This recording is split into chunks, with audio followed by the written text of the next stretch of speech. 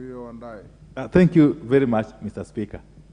Mr. Speaker, first and foremost, I want to caution fellow members that the foot tamping is premature. If you listen carefully to the statement by the Honorable Chungwa, you will realize that there's nothing totally, that has been committed by the CS National Treasury in terms of the disbursement of NGCDF. But let me say this, Mr. Speaker.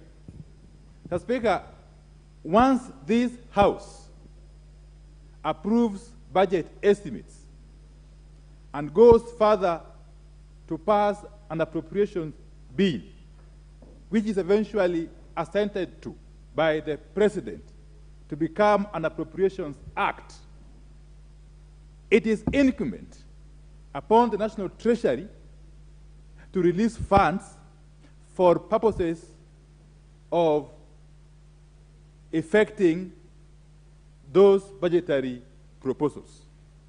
Mr. Speaker, as we speak, and from the statement by the Honorable Kimani Chungwa, there is no evidence whatsoever that the National Treasury, CS, or anybody else for that matter, has been served with a court order stopping them from disbursing the NGCDF funds, pursuant to the Appropriations Act that this House duly passed.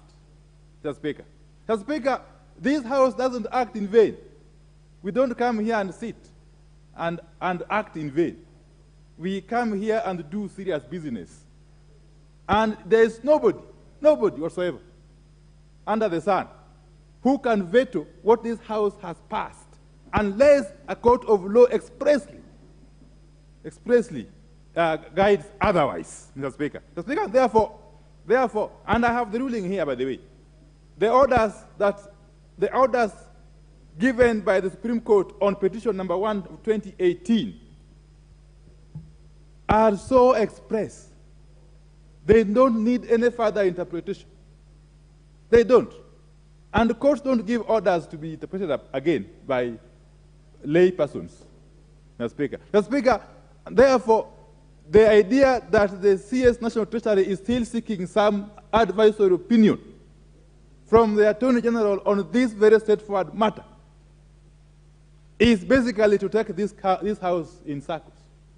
It's a circus, Mr. Speaker. And therefore, I want this House to stay firm and stamp its authority and demand that the National Treasury disburses the NGCDF funds in accordance with the Appropriations Act without any further delay, Mr. Speaker. Today or tomorrow.